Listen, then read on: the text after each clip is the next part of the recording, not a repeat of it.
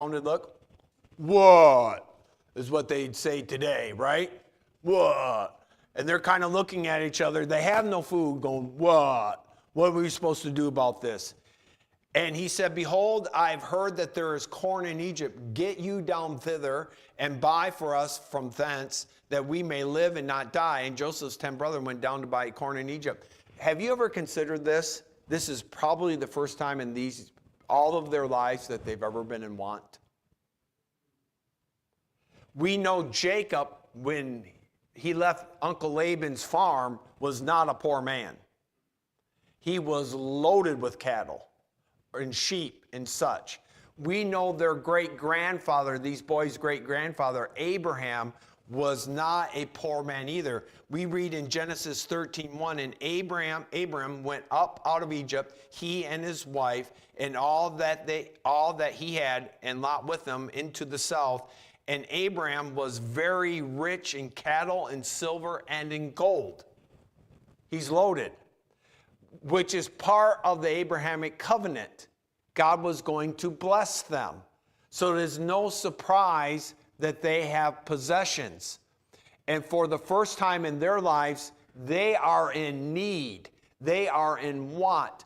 I'm not saying that God begins to prick their conscience at this particular point, but God many times causes his people to be in a particular situation of need or of want to start that process going. Because immediately people begin to think, why is God allowing this to happen to me? And the wheels start spinning. And eventually these wheels and these 10 brothers of Joseph are going to spin to an occasion that happened 20-some years ago. But oftentimes God will put his children in particular positions of need. He can use those for multiple reasons. One of them is to make them reflect on what they may have done in their past. But, and I just add this in, when you think of Jacob, do not think he's an ignorant guy. He knows his children. And he's not blind to what he suspects these 10 sons of his have done to Joseph. Because so they're in need, they need corn, and so he's sending 10 of them down to Egypt, and he's keeping back Benjamin, who's also the son of Rachel. But Benjamin, Joseph's brother, Jacob sent not with his brethren, for he said, lest peradventure mischief befall him. Jacob, though he never states it plainly, is highly suspicious of his 10 sons.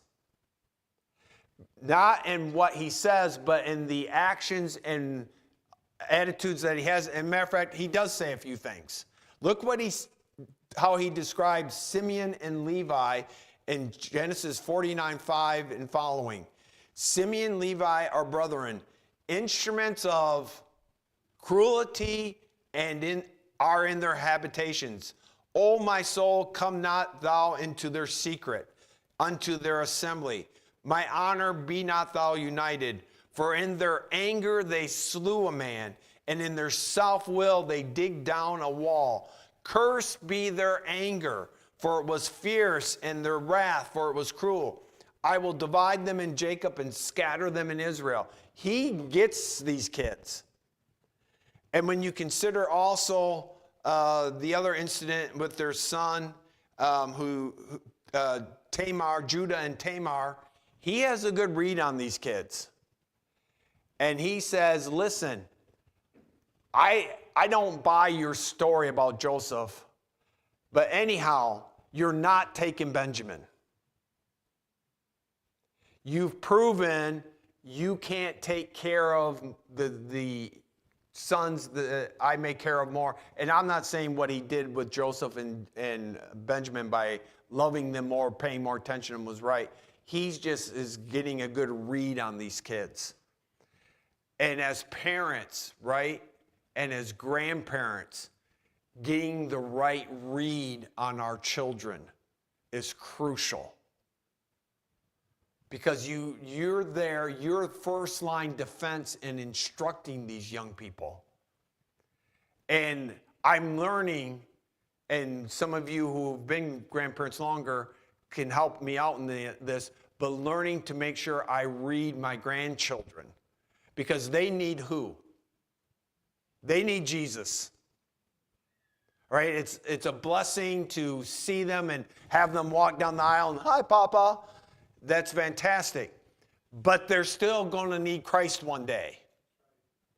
And being able to see through the smiles and the we love you, Grandpa and Grandma, and seeing they need Christ and not being fooled by it. Jacob's not fooled. He understands has some children who have trouble. And it's hardest sometimes to the people you love the most to see them the clearest. But that's what we need to do. And Jacob does that.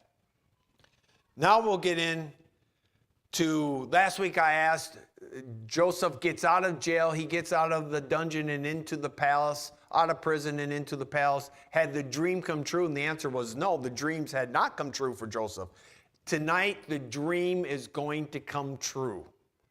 And Joseph was the governor over the land.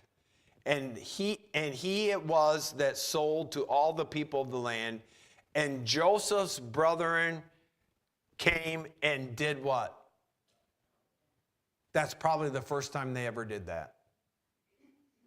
Maybe out of respect to Dad. I don't know if they had any family reunions in which they had to do that kind of stuff. But as far as a foreigner, they think they had probably never bent their knee. And here's the key thing. It never pops into their mind.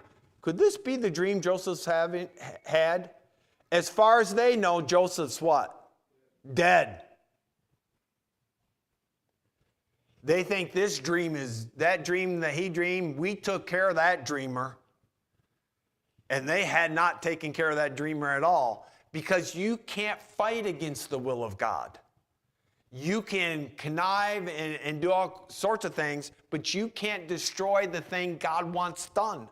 God said this is going to pass, and it's going to pass. And we ought to sink our teeth into that. That ought to give us confidence. That ought to give us hope. That ought to give us courage to go out and do the things he's asked. You can't stop what God's going to do, and we certainly should have learned that lesson going through 1st and 2nd Chronicles. Even if you sin, get back up and repent and get right with God, because God's going to make it happen whether you're on board or not. It's going to happen. So these brothers come down and bow their knee before him with their faces to the earth. But it's never entered their mind. And here's one of the lessons from this. God, have you figured out this world's really small? Have you been somewhere, it doesn't matter where, and you cross paths with somebody like, you live 2 blocks down the road and we've never crossed paths. We're out here in Nevada and we run into each other. God can make that happen. And you've seen it multitude of times. This is the thought. In Numbers 32:23, it says, and be at the end of that verse, we all know it, and be sure your sin will what? Find you out. It's like God has sin bloodhounds that's just sniff that out, and it'll find you. And it's been over 20 years with these brothers. And they surely have thought by now, by the way they're going to talk here in a moment, he's dead. He's done and gone.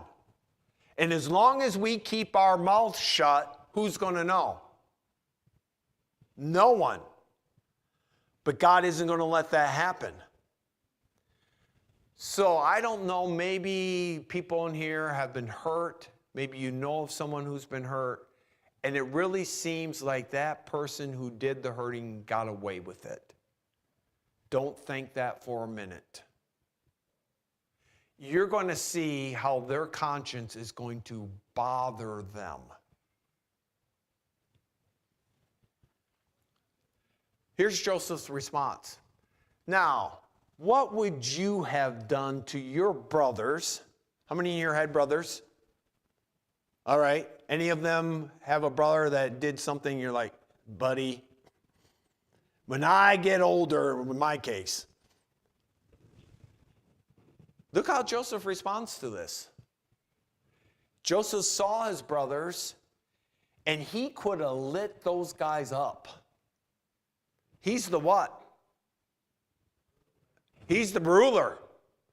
He could have snapped his fingers, and those military personnel, his Egyptian secret service, could have been all over those guys like hot butter on a pancake, right? He doesn't do that. He saw his brother and he knew them. He knew who they were, but made himself strange unto them. Always wondered, those rabbit trail here, how could people not recognize people? I mean, come on. I was asked to go help with the elementary school program they had this past Wednesday. And remember Connections, the after school program? Kids were coming up to me, Mr. Grover, and I'm thinking, who are you? They were Connection kids. It's only been 3 years, and they have what? They have changed. This has been 20 years. Not 20 years from 40 to 60, which we changed, but not at the pace we changed from 17 to 35. They don't recognize him. And he spake roughly unto them, and he said unto them, where are you from? And they said, from the land of Canaan to buy food. And Joseph knew his brethren, but they knew not him. And Joseph remembered the dreams which he dreamed of them, and said unto them, you are spies. All right. Do you remember from Genesis 41, there are two parts of Joseph's life? And we get that from the name of his two children. Do you remember the names?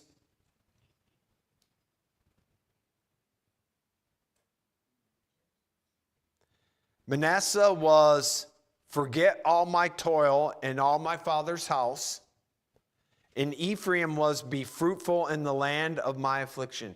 This is the forgetting and being fruitful part of his life. We talk about forgiveness as Christians. This is a great example.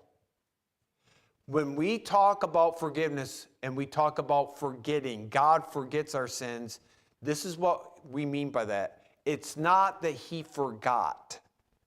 It's that he chooses not to bring it back to his remembrance. And this is, Joseph could be stewing over this, right? It's apparent he is choosing not to keep bringing this up. But has he forgotten what happened? He hasn't forgotten what happened. And when we talk in Christianity about forgiving, we're not implying, and if anybody says this to you, they're erring, you need to forget about it as if that thing could go away. It's never going to go away. Right? It is never going away. You're choosing to stop bringing it up. That's what you're choosing. That's what Joseph chose. There's no indication. I have to be careful here. Just because the Bible doesn't mention it doesn't mean it's not going on. But there's no biblical indication. Joseph is just stewing, going, I can't wait to see my brothers. That dream's going to come true. And when it comes true, wham! I'm going to let those brothers have it. And let me tell you, among brothers, the old adage is, I can beat my brother up, you can't. And so they're waiting. Instead, Joseph is going to allow God to use their conscience to bring about their own confession. He could have stood up right there and then, right? He could have stood right up there. Listen, you rats, I'm Joseph. Will you please confess to what you did to me? Could have done it. He's not going to do it. He's going to let God do it. And all of us have been hurt enough to know that's real strength. When you're willing, because you know there are times with every fiber of your being, you just want to do something. And to let God do it, because God's going to do it how? Right and righteously. And this issue has to be settled. Because God is building a little nest in Egypt to bring his children down from Canaan to get them out of the land of idolatry and such. Not that there's not idolatry in Egypt, but what do the Egyptians hate? Who do the Egyptians hate? Shepherds. And who are the Israelites? Shepherds. In Canaan, they're already mingling with people, getting into trouble. God's got to bring them down and get them among a group of people that they're not going to have so much trouble with because they despise them. And he's got to build a little nest for them so he can incubate them and birth a nation out of them. And he can't do it while there's infighting among the brothers. That issue has to be resolved so that when they come down, Egypt is welcoming to an extent to them so that they can get in this incubator and start birthing this nation. It has to be resolved. You ever heard of the Hatfields and the McCoys? I met one. Do you know what that fight's about? Pigs. Pigs. They won't let it what? Go. That stuff's real. God's got to take care of this, get them down there so when they come down there, the slate is clean. Because they're going to face enough difficulty from the Egyptians, they don't need any infighting. Joseph knew his brother, they didn't know him. Joseph remembered the dreams, and he's going to start letting God work in their own hearts. He accuses them. They say, we've come down here to buy food. Are they going to stick with this story? How have they grown up in regards to who Jacob, their father, may favor? Have they gotten over their jealousy issues? Have they learned anything? I love this. God makes them report their own crime. We are all one man's son. We are what? True, that word means just and honest. Uh-huh. Sure you are. Well, he's going to make them confess. Thy servants are no spies. And he said unto them, Nay, but to see the nakedness of the land ye are come. And they said, Thy servants are 12 brethren, the sons of one man in the land of Canaan. And behold, the youngest is this day with our father. And now they've got to confess something. They think this guy doesn't know, but they know, and one is not. And why is one not? Who is the cause of one not? They are. See God making them confess their own sin? And once, I don't know who said that, if they all said it simultaneously, or Reuben or Judah stood up, or Simeon and said it. Can you imagine how their conscience would have went?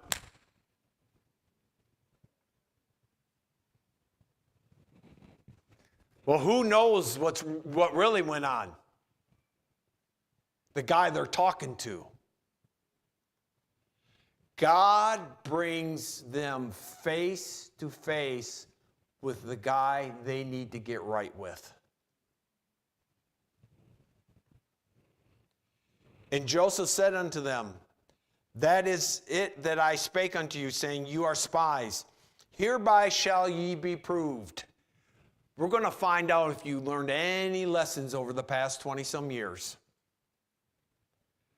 By the life of Pharaoh ye shall not go forth hence, except your youngest brother come hither. I'm going to see if you've gotten over that jealousy and you can handle Benjamin's life. Except your other brother come hither, send one of you and let him fetch your brother, and ye shall be kept in prison, that your words may be proved. You say you're true guys now, we're going to find out. Whether there be any truth in you, or else by the life of Pharaoh, surely ye are spies. And he put them all together and warred how many days? That gave them plenty of time to do what? Think. Reuben, Simeon, Dan, we just told this guy we're true people. Do you think we ought to modify that a little bit?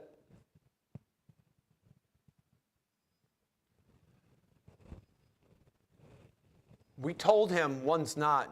We know why one's not. Can you see all this coming back into their what? Do you think they're replaying that day in their heads right now? You know they are. Like the rerun that won't stop. We did this, we did this, we did this. 3 days they have to sit there looking at who? Each other. God knows how to do this, right? So after 3 days, Joseph, that ought to be a good amount of time to get your conscience worked up. And I'm not saying Joseph knows about a conscience, but who does know about a conscience? God does. Joseph said unto them the third day, this do and live, for I fear God. That ought to set a little shiver up their spine. If you be true men, that one of your brethren be bound in the house of your prison, go ye, carry corn for the famine of your houses. That ought to said something to them right there when that happened. I'm accusing you of being spies and thieves, and I'm sending you back with what? All the food you need. But when your conscience is bothering you, you can't receive God's blessings comfortably. You're always on edge because you're always wondering when the next shoe's going to drop. If ye be true men, that one of your brethren be bound in the house, and you go, bring your youngest brother unto me, so shall your words be verified, and ye shall not die. And they did so. They took off. Not knowing, I wonder why the guy filled our corn bags up. Seems a little weird. And they said one to another, we are very guilty. Now what's starting to ring? God's gotten them, right? He's got to their conscience. They said one to another, we are very guilty concerning our brother, and that we saw the anguish of his soul when he besought us, and we would not what? This guy just saw the anguish of our soul, and he heard. He gave us what we needed. We heard Joseph scream, how many years ago? More than what? More than 20. He's 13 years in the prison. 7 years of the good have gone, and a couple of years of the famine have passed. So we're looking at 20-some years. Don't think, unless you can really sear your conscience, that you're going to get a, you can't run from that thing. And Reuben answered them, saying, did I not tell you, do not sin against the child, and ye would not hear? Therefore, behold, also his blood is required. God's going to get a full confession. He's going to get it. And has he brought anybody to point the finger at them yet? You sinners. Has he done it yet? This is all happening how? Among themselves, God simply using their what? Simply using their conscience. There's been no preaching. There's been no teaching. No revival service. God is simply making them confront a situation, the one they offended, and using it to get a confession out of them. You may think, this person will never go to church. God doesn't need for them to go to church. He can use life. You know, life is a great teacher, isn't it? Life is a fantastic teacher. God can use so many life experiences because he's in control of all things and teach people multitude of things. You should have listened to me. Now we need to get this straight. And Jacob their father said unto them, Me have ye bereaved of my children. Joseph is not. Now, if they really cared for their dad, what should they do? Tell him. Tell him. And Simeon is not, and ye will take Benjamin away. All these things are against me. Now we're going to see these guys are beginning to grow up. Reuben, an instigator, spake unto his father, saying, Slay my what? Slay my sons. If I bring not, and how many sons does he have? 2. If Benjamin doesn't come back, that would be Joseph and Benjamin taken. I'll give you my 2 sons in place of your 2 sons. He's starting to grow up. If I bring him not to thee, deliver him into my hand, I will bring him to thee again. And he said, My son shall not go down with you, for his brother is dead, and he is left alone. If mischief befall him by the way in which ye go, then shall ye bring down my gray hairs with sorrow to the grave. Jacob's not ready to what? To let him go. He's not there yet. But he's going to get there. And Joseph said, I am doing this to prove you. He really meant it. They don't know how he meant it, but he really meant it. And we're going to pick it up here next week at this particular juncture. But this is the point. Nobody gets away with anything. God has built within us this warning system, and it is a very good warning system. And as long as people don't sear it, it will work. And it's very helpful for God's children when they have done something. God that's opposed to him and his righteousness, God doesn't let that stuff go. He uses it. Now, something may have happened in your life 30 years ago. Do you think it's forgotten? Not according to this story. The person who was offended it may be not fresh in his mind, but how many incidents does God need to make that thing snap back in? 1. And he can do it. So let's make sure our conscience is clear. The other thing is, these guys can't enjoy. I must have skipped a slide because they're going along the way and they open their sack. One of them opens their sack to feed the donkeys or their mules or donkeys. And what does he find? His money. And do they go, what a blessing? Is that what they say? What do they think? Oh, great. Not only is Simeon going to be killed, we're all going to be killed. They must think we're all a bunch of thieves. And little do they know that's Joseph taking care of them. They can't see life as a blessing because their conscience is what? So guilty. They're on edge. Every drop of the shoe, they're waiting. That's why we started out with this passage right here in Proverbs. The wicked flee. And if they really had this particular time, if they really was thought they stole their money, who do you think would be after them? The Egyptians. There's nobody coming, and yet they're all, what are we going to do? What are we going to do? Because you can't enjoy it when you know you're not right with God. And that's how God works. So, folks, thank God for our consciences. He really uses them. And what a great thing to have a clear what?